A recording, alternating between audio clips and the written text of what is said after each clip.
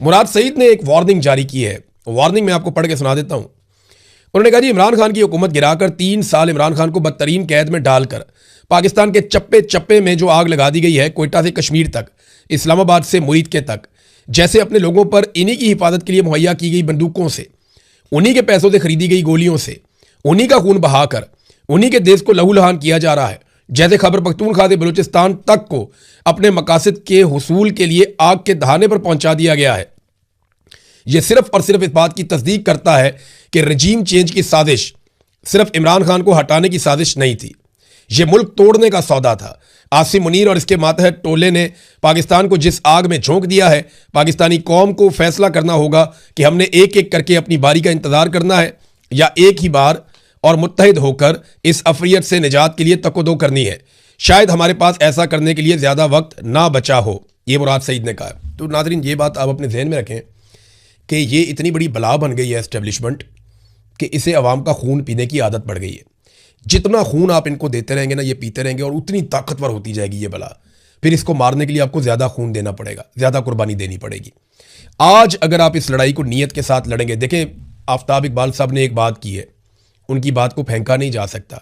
कोई उम्मीद नहीं है इमरान खान साहब के जेल से बाहर आने की।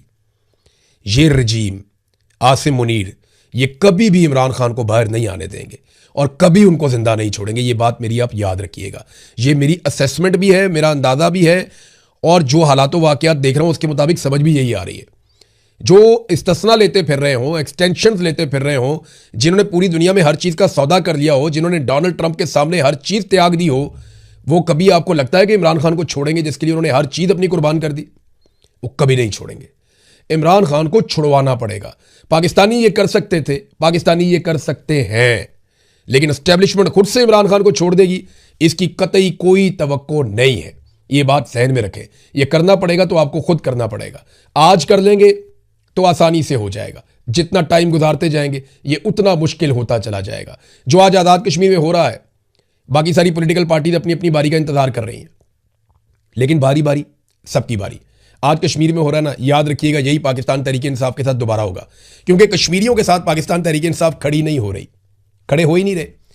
पाकिस्तान तहरीक इंसाफ है ना अपोजिशन जमात, उन्हें चाहिए था इस्लामाबाद में एक बहुत बड़ी रैली निकालते, उन्हें चाहिए था एक बहुत बड़ी रैली लेके अवाम की कश्मीर की तरफ चल पड़ते यकजहती के लिए। उन्हें चाहिए था कि वो कहते जी हम रोल प्ले करते हैं मुज़ाकरात का, और बिठाओ कश्मीरियों को हमारे साथ, वो भी हमारे भाई हैं, तुम भी हमारे भाई हो। वो किसी किस्म का रोल लेने के लिए तैयार ही नहीं है, डरे हुए हैं, सहमे हुए हैं। और अवाम जो है वो तो खुद से ये चीज़ें नहीं कर सकती ना, जो पॉलिटिकल लोग हैं वही आगे बढ़ते हैं। बहरहाल बारी बारी सबकी बारी। अब तक के लिए इतने, अपना ख्याल रखिएगा, अपने चैनल का भी। अल्लाह हाफ़िज़।